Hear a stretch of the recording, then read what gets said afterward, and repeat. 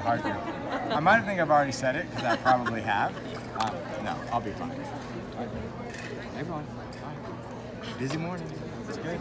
You guys enjoying the morning so far? Oh yeah, it's great. Cool. All right. I'm going to take you through and talk about what's new. We'll go through, I'll do a quick little demo on resist spray. There'll be a lot of samples that you can do feel-o-vision with.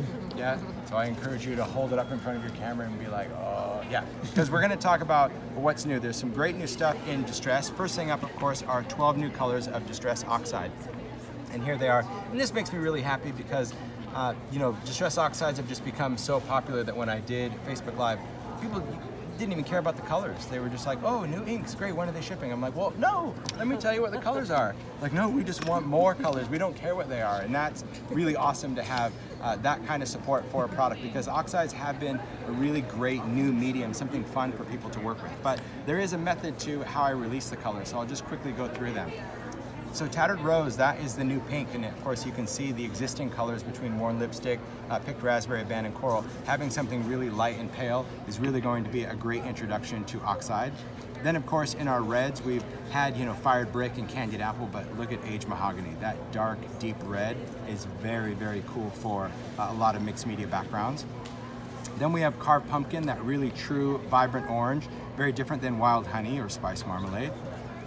Then when we get into yellows, we've got Squeezed Lemonade, that really clean, bright yellow.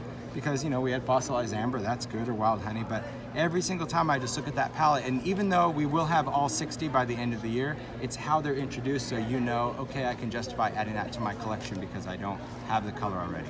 Now, I definitely wanted to release Bundled Sage because there was almost a whole revolt group that I didn't do Bundled Sage in crayon until the end. So now in Oxide, I'm like, it's coming out in the third release.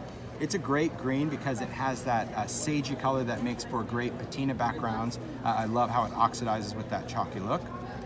Then in the greens we have Evergreen Bow, which is a great kind of bluish green. Again, great for turquoise or patina effects.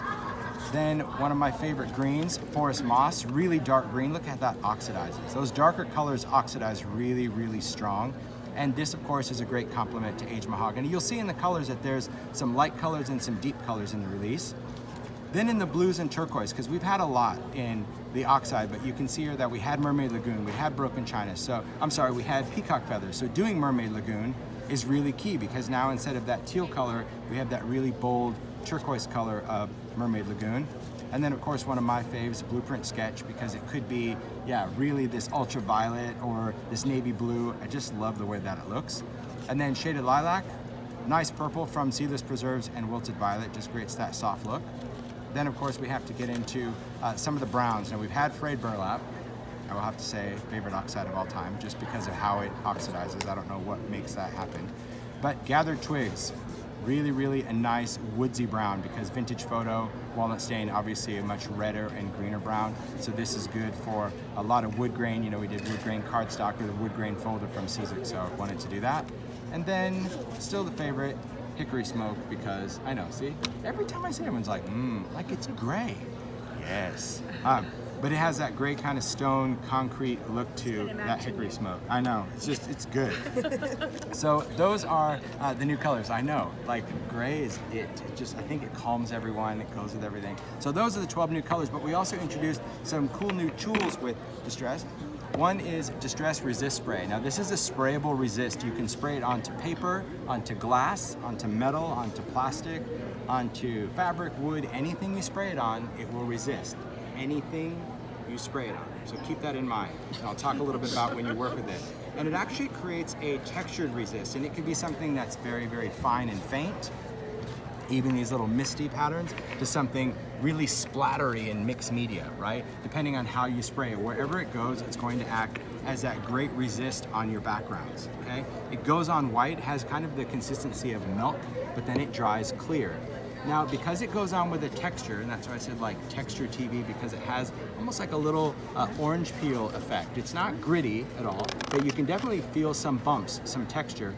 It stays wet on the surface long enough that we can also emboss with it. And this has been really, really popular, that a lot of people, because in our mixed media world, right, embossing powders are everything, we love to use them. So having a new way to use them, having a different way, instead of using a Versamark or an embossing dabber or any glues, that we can spray, we create ridiculous textures with embossing powders, because you can see however I spray it is exactly where every little granule of enamel goes. So I can do this in a journal, I can do it on a wood frame, I can do it on a glass votive, I can spray it, and I can pour embossing powder over that. And I just like the effect, because you think for resist, like take a look at that through a stencil. See those tiny little speckles, but then when the light hits it, you can see that little bit of shine? That's almost like embossing as a resist, but when we emboss, it's always solid, right? Unless our stamp is textured, it's gonna be solid. This, when I spray it through, you still get all those little speckles, and you would think, well, it's liquid, so certainly it would just fill in. No, this is a fast drying resist. So when we use it, we work in a box. Not on your craft sheet. No, it'll stick to a non-stick craft sheet. Yeah, you'll be scraping that off. You won't be happy. It will stick to anything it goes on. So work in a box with just some paper. This way it's got some walls, so you don't have to worry about that traveling anywhere. And we're just gonna do a couple of backgrounds real quick. And all I need to do is take this, I'm just gonna spray it on. If I wanna create those bigger sprays, I can just slowly squeeze this and get it to almost dribble, and you'll see here, this one has a mist.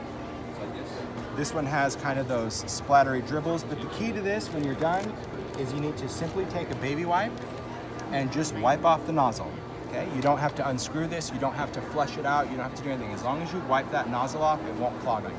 You're good to go. Now, drying time on this, it's usually under a minute when you mist it on there. It's going to dry very quick. Something a little bit heavier than this, a little over a minute, maybe you could use a heat tool on it. You can use a heat tool to dry it. It won't blister it, it won't do any of that. But while these are drying, I'll talk about embossing, because Wendy is dying to emboss. Right? Yes, Wendy's like, I will emboss for you. Yes.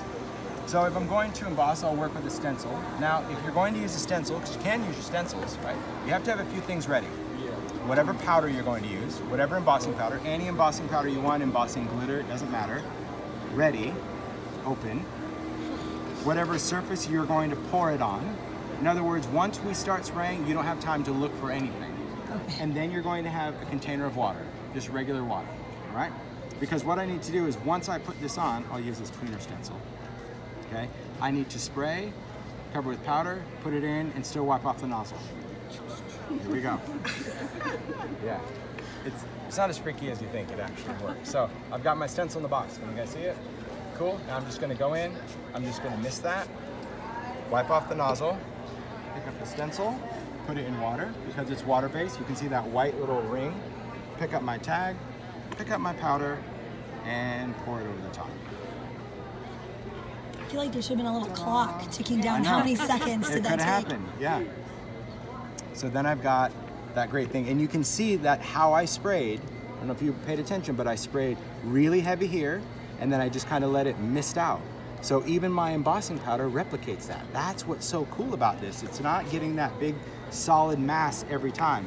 And whether I wanted to put this on the cover of a journal or a wood picture frame or anything that I want, I can spray this on. Just know that when you're embossing, you want to make sure that everything's good. Because if you have to look for something, it's just that the resist is already dry.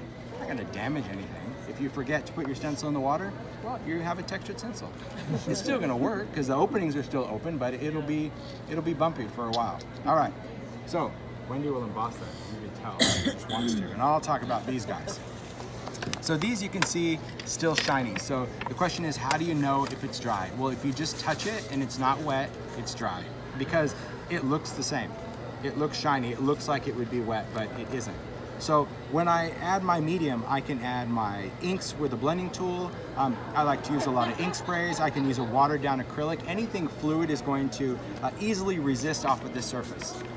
So I'm just going to take some ink sprays, and I always wipe my ink sprays no matter. So wiping off the resist spray was nothing new to me. It's just a habit I always have because anything with a sprayer, right? If you just get in the habit of cleaning off that spray nozzle, it's just good. All right, I'll add a little bit of water to this. Kind of move that color around. Perfect. Get rid of this. And you'll see that on the heavier things, like you can see those bigger areas, it will resist on contact, right? You'll be able to spray it and see, oh, it's already resisting. But those little sprays, especially if you do these little light backgrounds, these faint, you'll kind of freak out when you first ink it because you think, oh, it didn't work. I didn't have enough. No, it did work. So you'll see that as I dry this, and you can already see right now as it's drying, more and more of that resist is starting to appear, right? See, she's like, look, time's up. Like, that should have been a timer. It's like beat the clock, right? Thanks, Wendy. But you can see as it's drying, see how more and more of that resist is starting to show up? And I like the fact that it's a resist spray. So now when I dry my ink background, I don't have to worry about this getting sticky again. It's already dry. It's not going to get sticky. It's not going to do anything like that. And this is just going to allow me to create that cool background. That cool, resisted, texture-y background. And take a look at our embossing. Now, of course, I can ink that too, but are you kidding? Just that is awesome. Yeah. And do this over pattern paper, right? So forget the whole ink world. Shocking, I know. But even if you forget the whole inking, mixed media thing, and you have beautiful pattern paper, and you could take a stencil like that and do that and have an anniversary card, a wedding card, anything like that, it's a great way to glam it up. It's very cool. 10 minutes to showtime. We've been doing showtime for hours. It's good. I love this. All right, so we'll talk about another tool, and that is the Distress blending brush. This is a great addition because it's another